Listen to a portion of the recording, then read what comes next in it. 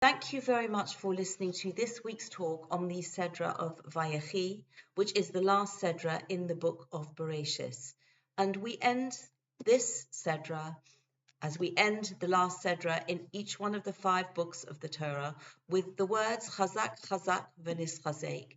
Be strong, and let us be strengthened.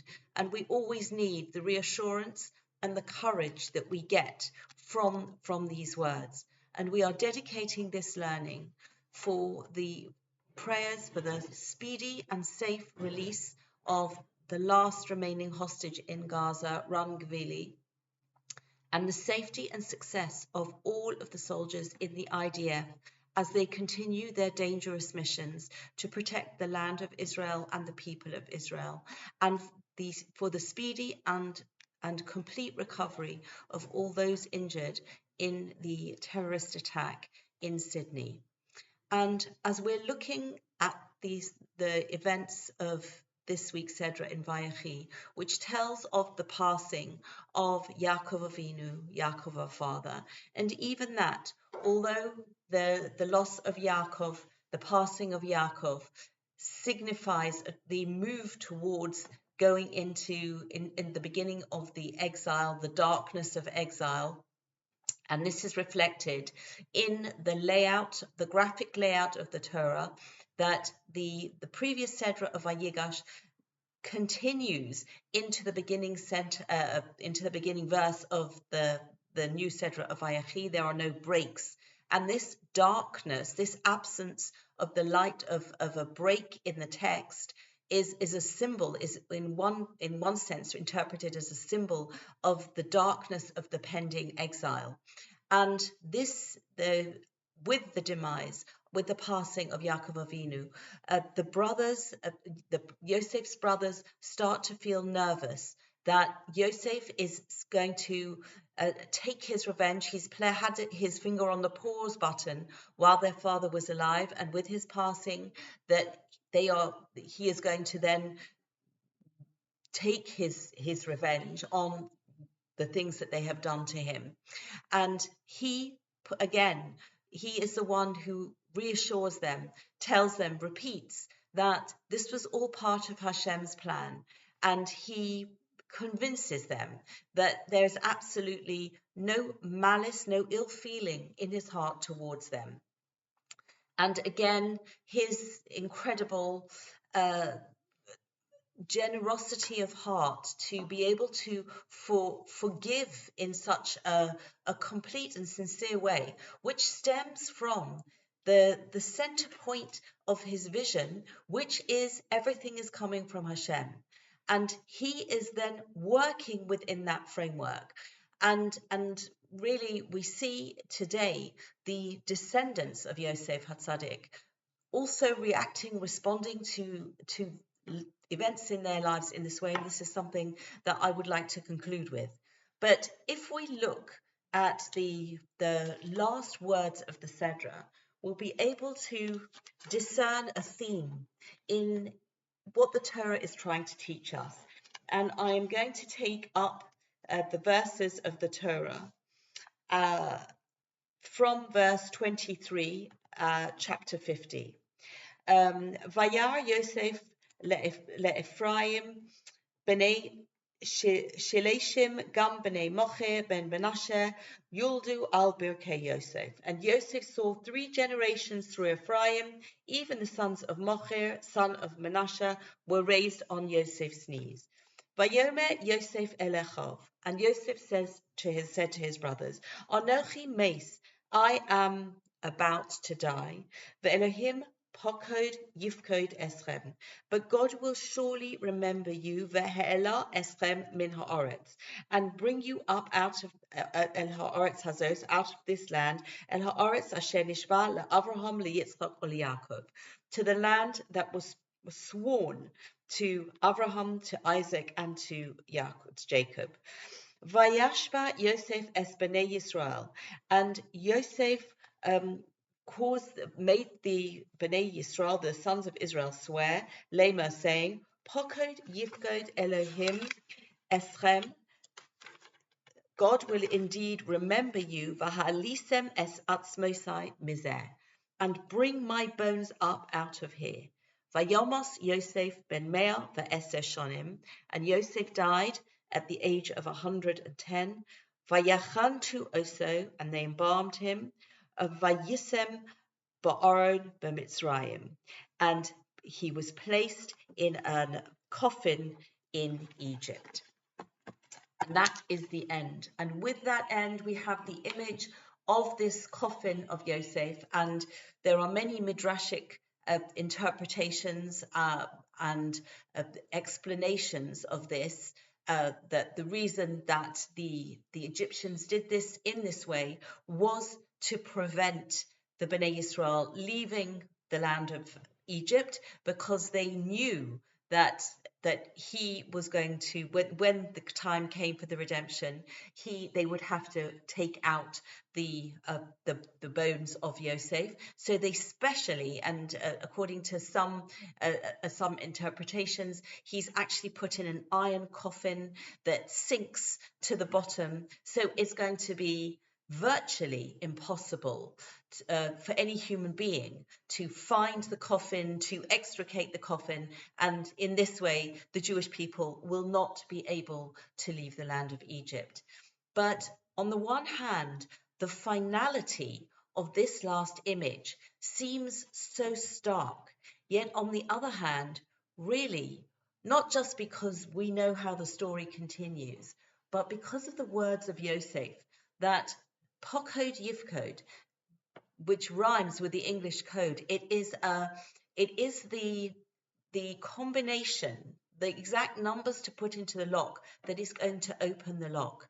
And this is giving us an example of how in the Torah, we say the book of the Torah, but really the Torah is not a book. The Torah is not a story that has a beginning, a middle, and an end. Perhaps some stories that we expect, we need closure. We need all the threads to be tied together so we get the sense of completion and we can then move on. But the Torah is ongoing. And if we look back over just from the beginning of Bereshis, from the beginning of the call to Avraham Avinu, who is told about a promised land, and his life is a journey to this promised land. But then when he gets there, he has to leave because there's a famine. And similarly with Yitzchak and with Yaakov, there are going to be challenges, which means that they never actually reach the destination. And then at the culmination of this book, with Yosef being buried in the land of Egypt in this seemingly very final way, we are able to discern that Hashem is taking us, and there is a Mishnah in Pirkei Avos that we all have a task to do. We have a job, but sometimes we may not be able to finish that job. And we would just have to be patient to do our share, but then be able to hand over, which is really what Yosef HaTzadik is doing when he makes his brothers take this oath and say that they will promise that we will not go on to the next stage, because this is not the end. Perhaps other stories, other nationalities will need the closure. But as far as we are the Jewish people, we are following Hashem's instructions. And that is the way that we proceed forward. And we can see actually, this is the way that if we look right through the 5 books of the Torah, we'll see at the end of Devarim, similarly, after all the trials and tribulations of the exodus from Egypt, we receive the Torah on Mount Sinai, in the Sinai desert. And the Jewish people are on the cusp of entering the land. And then there is a falling down, and they have to wander in the desert for another 40 years. And then the culmination of that period, Moshe Rabbeinu stands at the end of the book of Devarim, at the end of the 5 books of the Torah, and he is looking longingly at the land from Har Nevo. He too is not able to sort of say, I arrived, I got here. And if we look at the end of the book of Nevi'im, which is the second. If we look at the Torah as a whole, that's the Tanakh. And the book of Nevi'im ends with the prophet Malachi. And if we look at Malachi chapter 3, verse 24, Hine anochi sholeach lachem. Behold, I send for you Es Eliyahu Hanavi, the prophet Eliyahu. And then the verses continue. Before the coming of the great and awesome day of the Lord, he will turn the hearts of the fathers to their children, Heishiv Lev Avos, and the hearts of the children to their fathers. So again, this is something that is looking forward to the future. And if we see how the book of Kesuvim ends, this is with the king Cyrus, who Koresh of Persia, and he gives permission to the Jewish exiles to return to rebuild the temple, and that's how the book of Kesuvim ends. So again, it's always going, but never actually getting there. And what we're having to realize is that throughout all the stages of our history, all the stages of our personal life and our national life, we are just working towards. And that is not something to drain us of hope. That is something to actually give us more hope, because we're part of a living process.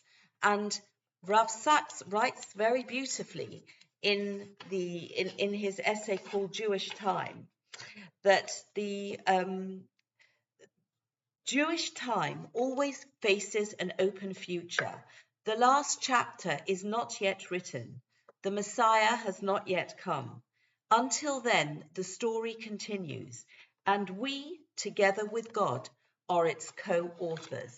And I think that this is something that we can really use to encourage us to step up to the plate, because we are co-authors with Hashem. This is no ordinary book. This is a guide for all time, for all life.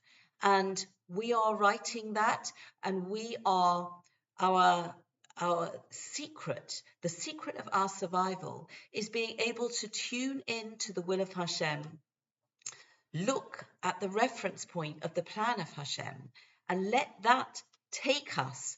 And we're not just surfing, we're not just letting the waves carry us. We are looking for our own purpose. We're looking for the unique contribution that each of us have, just like Yosef HaTzadik had his unique contribution. And he shows us that for all the seeming finality of the last words of the book of Bereshis, he is going to be brought up out of that Nile. He is going to be taken to the land of Israel, where he is buried in Shechem. And this is something that energizes us. And I was listening to an interview with Ditsa Or, the mother of Avinatan Or, and she was talking about how she managed over the 2 years that her son was in captivity, and how she was tuning in to the fact that everything is coming from Hashem, and she just had to draw her strength at a time when she was under such terrible agony of pressure, of worry, of distress. Yet she was able, even in that darkest point, to tune into Hashem. And then in this interview, which talks about how she is moving forward after the release, thank God, of her son Avinatan. And it struck me that when she relayed that what Avinatan wants to do, because now that he has been released, so where do they go? They've been working so hard. This has been so all-consuming. How do they go forward? Has the story come to an end? And her answer was very much no, that she needs to process everything that happened to her, and her responses, other people's responses around her, how she worked together with people from all different backgrounds, with very different views to hers, yet they came together in this in this goal to release the hostages, and how Avinatan, who has suffered such terrible tortures during this time at the hands of evil, abjectly evil captors, and he has come out and he is saying, I want to, he has come out full of gratitude for all those who helped, from President Trump to leaders in Israel to people in Israel who prayed, who were part of organizations working tirelessly for the release of every single hostage. And he says he wants to work together with and especially the army who put their lives on their line. And he wants to work together. He wants to help the wounded soldiers. And this is how he has emerged. He hasn't said, okay, the story's over, I'm finished. And this is very much reminiscent of how we leave the book of Bereshis, how we take this idea of Jewish time, of being co-authors of the book of the world, of our people, of our lives with Hashem. And may we merit to see the Geula that we are working so hard.